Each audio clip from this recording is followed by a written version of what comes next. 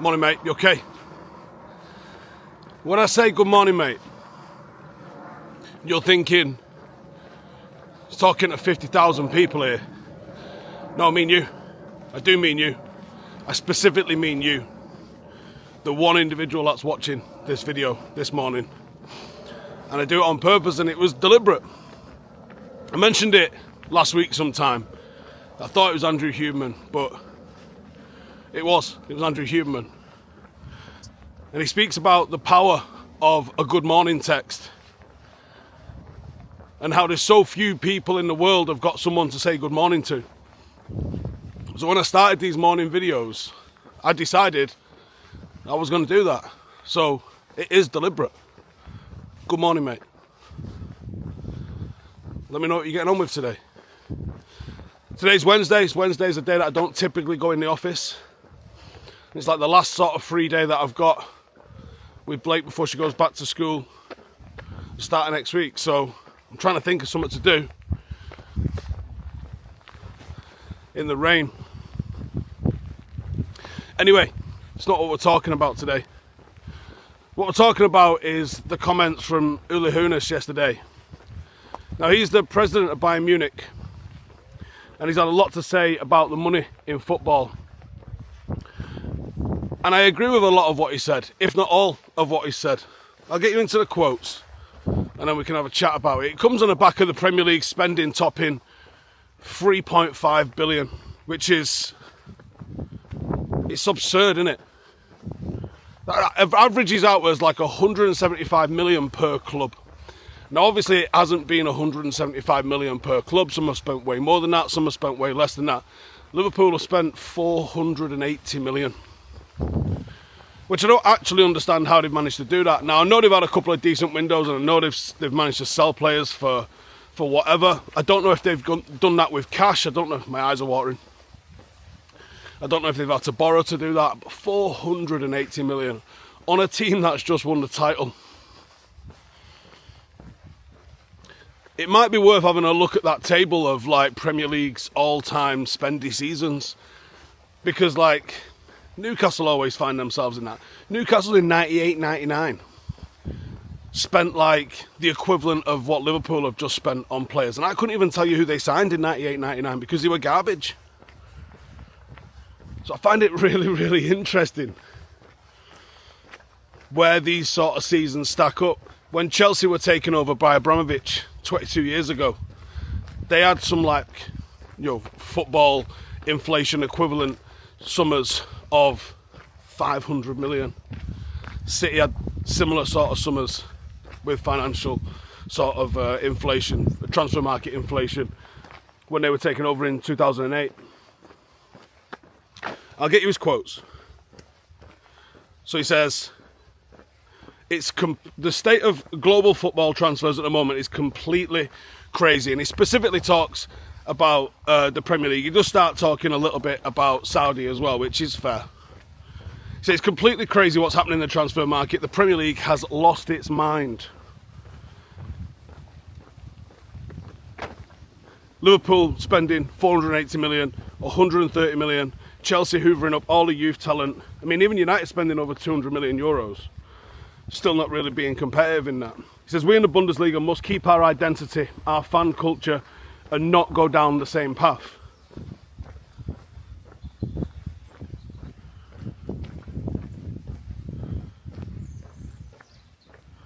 He says, when Gulf states and American sports investors pour billions into clubs, it distorts everything. Now, he's right. But this didn't happen this weekend. This happened 20, 25 years ago when this started to be allowed. I mean, it probably started before then. You go to what Jack Walker was doing with Blackburn, pumped all the money from the sale of British Steel into Blackburn. That's why Blackburn won a title in the 90s. Wasn't smart, whatevering. It was just like pumping money into players, signing the best players that they could, and winning a title. And then as soon as he won the title, he got bored and Blackburn had to sell everybody off. All right, they made some money because they sold Alan Shearer to Newcastle for a world record fee. But I don't know where the end game is for this. I don't know where it ends.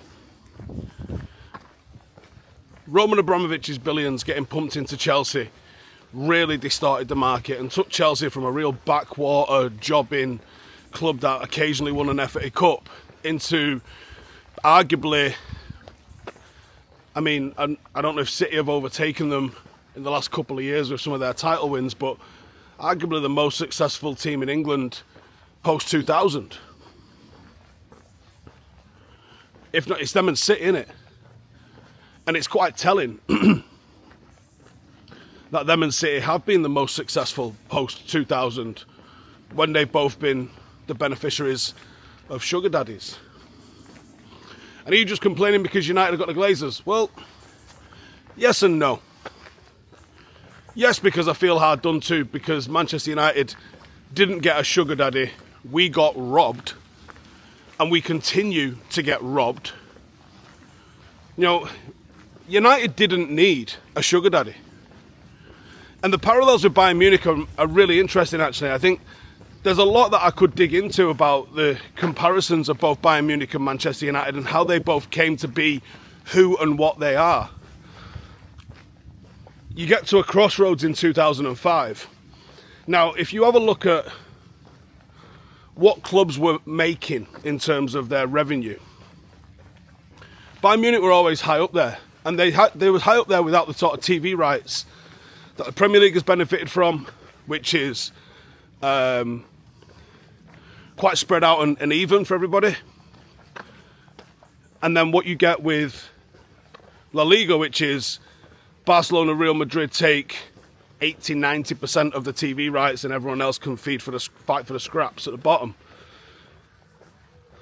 Which is why they've pulled away from everybody, really. And well, Barcelona have sold the futures of that, which is nuts. Who signed that deal? Bayern Munich, much like Manchester United, were commercially successful. And they were commercially successful because they were sportingly successful. And they capitalised on that sporting success to grow their fan base. And what they did in Germany, Manchester United kind of did in England. And then they probably found a way to sort of bully the league a little bit, hoover up some of the best talent, and it was incredibly effective. Some people call it weakening the opposition. I don't really see it like that. I think if someone's been successful in your league, I think it's a really good idea to buy and recruit players from within your league, because there is different characteristics across different leagues. And certain players suit certain leagues more than others. So if you've got a player that's been successful in your league, then why wouldn't you recruit that player? And yes, there is an element of weakening opposition, but so what? It's not illegal. Why can't you do that? Especially if you're paying money for them. Bayern Munich have historically done that. And they had some smart commercial partnerships. They were one of Adidas's first major clubs. They was one of the most successful sort of sponsor-led clubs. I think they had Paulaner, the beer company. And obviously they've been insulated from the sort of rampant ravaging that the Glazers did to United because of the fantastic 50+1 rule that exists in Germany. So no club can do that. And because of that, there does exist relative parity across Germany. Now, you have seen random clubs like Leverkusen and Dortmund, and there's been others in recent years that have managed to go and win a title without outside sugar daddy investment. But Bayern Munich do typically end up being the club that wins it the most. I don't think it's quite gone the uncompetitive route that Scotland has gone. I think it's still an entertaining league. I don't think the Bundesliga goals, for some reason, I don't quite understand why, that the Bundesliga goals have not translated across to the Premier League. Not sure why that is, because on the surface of things, people play very, very similar. But overall, I think the experience in Germany is good. People always make out Bayern Munich season tickets are like 11 quid. They're not. They have some tickets that are available that are in the safe standing sections, which are quite cheap, but some of their season tickets are on par with Arsenal's. I don't know why people always overlook that. But on the whole, the fan culture and the experience of going to football in Germany is a pretty positive one. I think that stands as a real marker for how successful that 50+1 model has been. Now, I don't think there's a possibility of it coming in England, because I don't know how you wrestle control back from some of the clubs. Some clubs that exist to make money. Some clubs that exist as a vehicle for sports washing. Some clubs exist as a billionaire's plaything. And I don't know how you tell those people they now must sell half and one of their shares in the club. I just don't think that that's feasible or even possible to happen. It's the toothpaste is out of the toothpaste tube. Best of luck with that, lads. So, I don't know what happens with that. I really don't know what happens with that. But he is right. And like I said, there's parallels to draw with Bayern Munich and with United. And United spent a lot of money this summer. To the point where we came into this summer and I didn't know how we were even going to afford it. When you saw the cost-cutting measures that were going on prior to that at Carrington and elsewhere, and the amount of redundancies that United made, and you're thinking, I don't know how this all stacks up with us being able to go on and sign players in the summer. Now, by the sounds of it, it did all come to a head, and we only signed, well, we had the option of signing a 9 or a 6, and clearly we went for a 9. Maybe that was where it started to pinch for us a little bit. But when you see what Liverpool spent, what Chelsea spent, what Manchester City have spent in the last 2 windows, Hoeneß is right. It is unsustainable. I know non-league players that are on 70 grand a year, which is, it's a good wage. But that's non-league. It's meant to be semi-pro. Semi-pro's meant to be, you have a job and you play football for a bit of a tickle at the weekend and you have a good life because of that. Now these guys are full-time pro at like the 7th tier of English football. The National League is the 5th professional league. I don't know if there's any teams in there that aren't full-time pro. National North, National South, I think the majority of those teams are full-time. So there's the, technically 6th and 7th league that are full-time pro in England, which means that the teams, technically the 7th and 8th tier of English football, that want to be at the 6th and 5th tier, well, they have to start thinking about going full-time pro as well to be able to compete and get in there. It's mental. I mean, it's impressive that the depth of English football exists the way it does, but no clubs make money. It's all going on player salaries and agents and transfer fees. There has to be another way.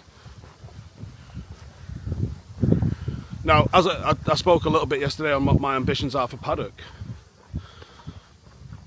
I think there is a financial model that exists, especially if we have a worldwide membership and we can be commercially successful with, YouTube. We don't do enough views at the moment. We are the 41st most subscribed to club in England or Britain or England. I'm not sure actually. Either way, let's just say it was England and not Britain. It's only going to be Rangers and Celtic, let's be real. So, if you stacked all of English football into a YouTube league, hashtag a Premier League, I think SC Dons might be Premier League, although they've changed their name, haven't they, now to they're a non-league team now. Paddock would be Championship level, which is insane considering we are the 12th tier of English football. And we do well with shirt sales and stuff, but because the cost of facilities, that there's no Paddock don't make money. Every year I'm usually having to top it up by a couple of grand just to keep it alive. I'd love it if that wasn't the case. We have to get better in terms of recruiting sponsors. We have to get better in terms of recruiting members. We have to get better in terms of generating some match day revenue.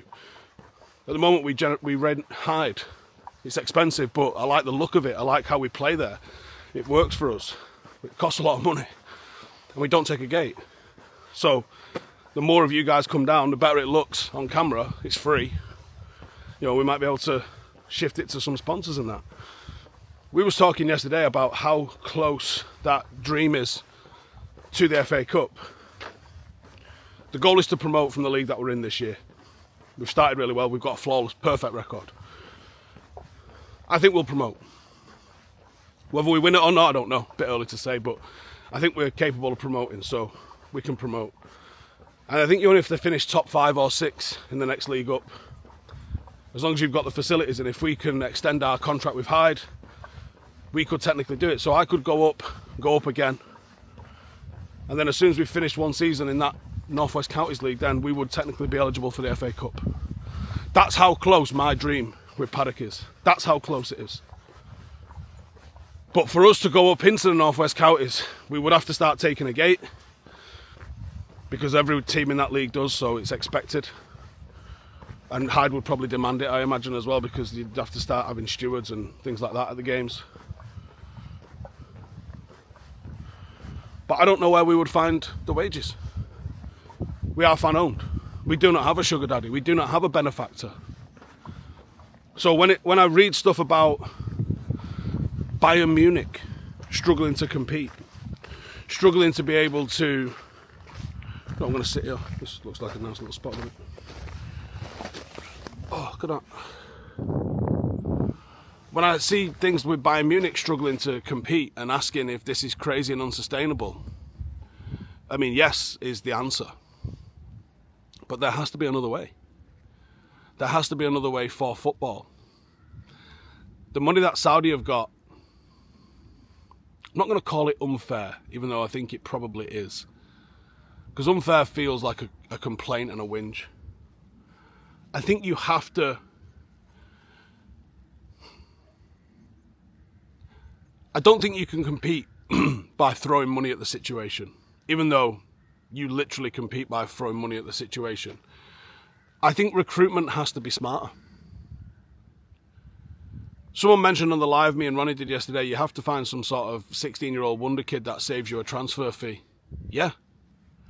And it goes back to what I was saying a little bit yesterday in terms of where I see Paddock fitting in as a grassroots organisation that players come and play for and then move into Manchester United. If clubs invested in their grassroots clubs that were around them, they would get better.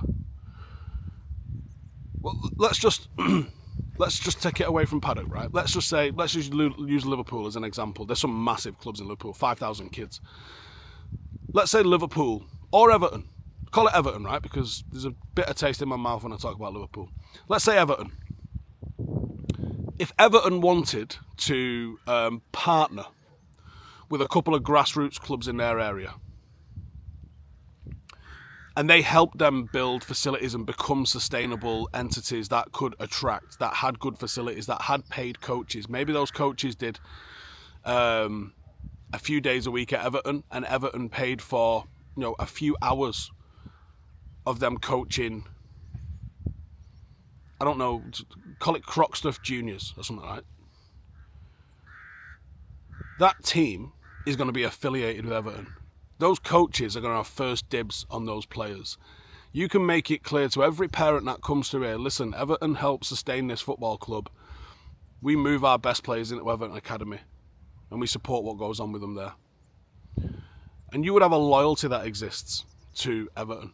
and you could develop players at that club, have Everton having first dibs on them, and exist your junior club, and Everton would get a better raw material coming through because they could control that raw material, and then they could have better academy players. And then it works the other way. When you decide these academy players aren't good enough, but you want them to go to an environment that you help control, send them back to Croxteth Juniors. Because there's loads of players that didn't grow fast enough, or weren't quick enough fast enough, or maybe they took a little bit longer to develop, or maybe they had some stuff going on in their personal life. Don't lose them to the game. There's always something that they can do. There's always the late bloomers. There has to be a better way for football. It feels at the moment like it's just very unsustainable. It's incredibly top heavy. There's no investment going down into grassroots. The well will run dry. Manchester United not having a single player called up for England is an embarrassment. It's a national embarrassment. It's not just an embarrassment for Manchester United. That is a national embarrassment. United having one academy player in the first team is an embarrassment. Youth, courage, success. They printed it on the back of the badge. Those shouldn't be throwaway words. Those should be mantras that you live by. There should be so much more to be done. How do you fight the likes of Saudi? You create the next players and you pass them on to Saudi and you make the money off. You take their money. They're not going away and you can't compete with them financially. What you have to do is make sure that the Premier League is the best product, that the clubs are the most entertaining and the most competitive and the most likely to compete for the Premier League title and the Champions League title.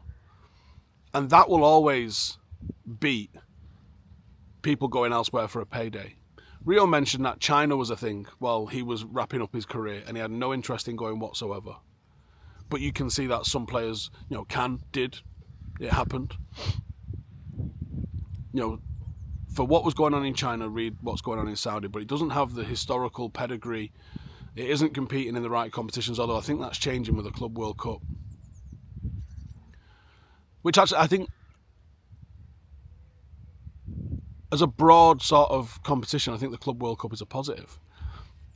And it's a positive not because of Saudi or the MLS, which I think are things that have kind of paid their way into that. I think it's a positive for the South American teams.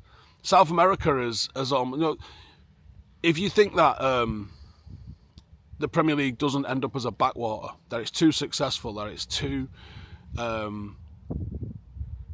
established, you just have to look at Brazil.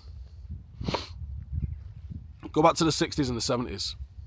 200,000 seater stadiums. Argentina similar. Packed out places. But because it wasn't savvy enough or commercially attractive enough at the right time, or when the Premier League took off, when the Champions League took off, for whatever reason, the migration of players to be seen as successful and earn money went only one direction, and it went from South America to Europe, and then it became increasingly from South America to the Premier League, because that was the place that was competitive, that was the place that was attracting the TV revenue, and that was the place that was paying the wages, and that's what made the Premier League, let's not kid ourselves, that was what made the Premier League successful and attractive. If it's happened before, it can happen again, and it could end up that the MLS begins to take players away from the Premier League, that people see that as a better option. It could end up, probably not going to be in the next 5 years, but in the next 10 or 15 it might, where Saudi ends up having bought its way into the Champions League. Do you think UEFA are above that corruption? Fucking dreamer if you think that's the case. They could end up with that. No income tax. Well, straight away you're earning twice as much as you was, even if you're earning the same wage. Okay. And you don't actually have to live in Saudi to do it. You could live in one of the neighbouring Gulf states, Bahrain or something, Dubai. Okay. So you're not bound by a lot of the rules that are in Saudi. Okay. And all the best players are there, yeah? And they're paying 800, 900, a million a week, yeah? It doesn't just end up being players in the middle of their career. Look at like João Neves and that. Players at the peak of their career start going. And it only takes them to start getting the eyeballs, for the competition levels to rise. And 4 or 5 years of that before everyone forgets. And then the traffic starts going there. And they start getting the fans into the stadiums. So they don't historically have the fan base. And I don't know if the nation supports it. And actually one of the things that has always made the Premier League as attractive as it is, which people seem to forget, is that the crowd plays a part. We saw that during COVID. Those goals, those celebrations, they don't hit home the same when the crowd isn't right on top. And the Premier League's got one of the highest sort of average attendance percentages in the world. The crowd really plays a part. But South America shows you. It has to be all of the ingredients at once that make it happen.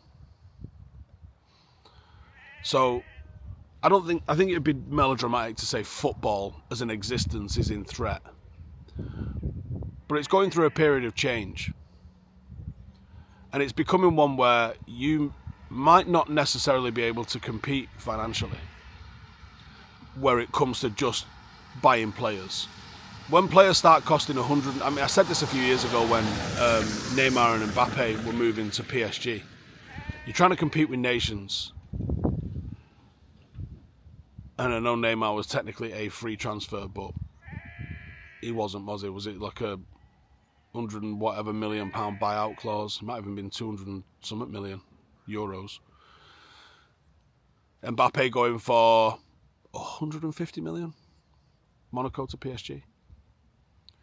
When you've got two players that are costing that, and that was years ago. I mean, neither of those are at Paris anymore. When you've got players that are costing that, you almost have to start thinking, okay, we need to go down the Brighton route. And now even like a single season in the Premier League that's had a standout season, like a Baleba. Is he threatening me?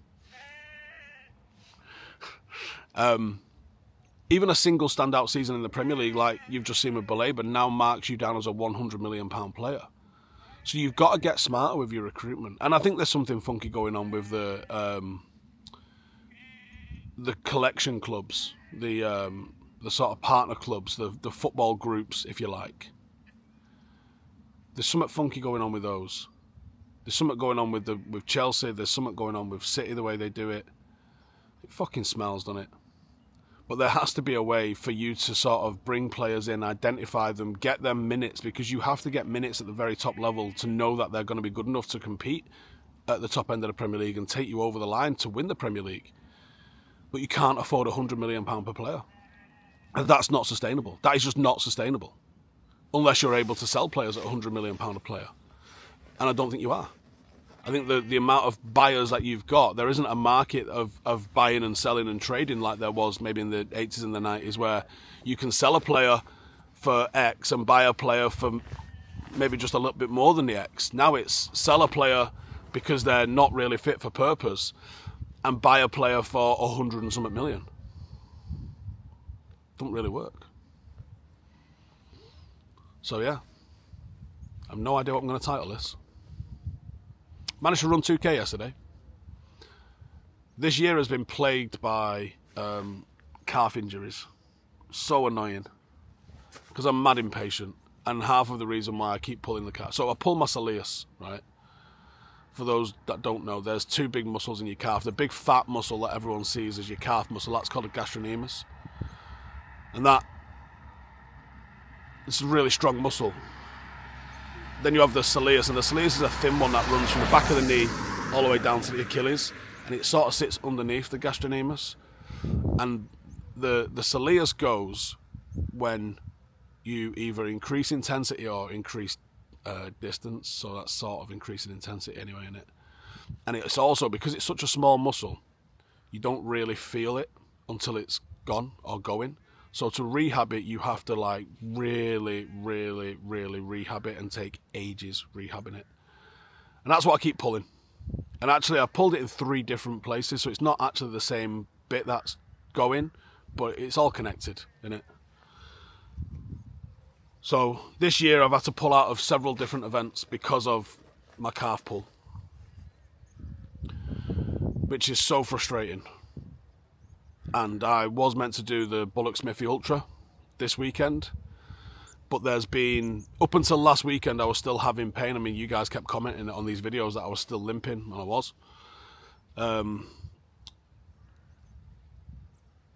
I pulled out the Bullock Smithy, which is a 100-kilometre ultra, which I was meant to be doing this weekend, partially because Paddock are on such a good run. And we didn't actually have a game scheduled in up until a couple of weeks ago for this weekend, so I thought I was going to get away with it, but now we've got a big important game, and I was feeling pain up until last week with it. I've fucked it off. Like I said, I managed to run 2k yesterday. I'm going to try 3k on Tuesday next week. If that's completely pain-free, I might try another 3k second time in the week, and then try and add 500 metres per week, so 2 runs per week, so I'll do 3.5 and then 4 and then 5 over the next 3 weeks. If that's all goes to plan, probably just run at 5k's and try and increase the time on those a little bit. Probably not do more than a 5k, I don't think, between now and... I'm on a High Rocks in October in Birmingham, and then yesterday I bagged tickets for High Rocks Manchester in January. So the plan for those is complete for High Rocks Birmingham and then compete for High Rocks Manchester 3 months after. So complete, get through it without re-injuring myself. So I'm 41 and I'm stupid, so injuries are a constant. And then 3 month, bit of a fight camp, focus the training, and try and fucking burn it down for High Rocks Manchester. And then by the time I finish that, hopefully coming through that injury free, I'm only 3 months away from Manchester Marathon. Where does the time go, eh? But I'm looking for all sorts, and I have tried to start looking for another ultra to replace the Bullock Smithy, because I feel like I let my mate down that I was supposed to be doing it with. I think he's going to go and do the second half of it, because there's another mate of his that's doing it, so he's going to just go like pace him and support him a little bit. So yeah, I'm looking for more ultras, Peak Divide, Lakeland 50, stuff like that. I'm going to try and have a look at all of those. The problem is that all of these fucking events are on Saturdays, and obviously I've committed to doing coaching on a Saturday, so I have to do that. Anyways, hope you're getting after it. It seems like so many people love that these morning videos are discussing that side of stuff as well as the football news, so not every day is me going to be just pontificating and telling you what to do or blah blah, but I've had really, really good response from doing these videos. So like we said, steady pressure, lads. Stack the wins. Try and give yourself little reminders. Every day that you're still breathing is a win. So there's a win. If you're watching this video, that's a win. If you've got internet and a phone, it's probably a win. Means you've probably got somewhere to live, somewhere to stay, some food in your belly. There's a fucking win. Loads of people that don't. Right, I better go and crack on with the rest of the day, ain't I? Take it easy. I'm proud of you. See you in a bit.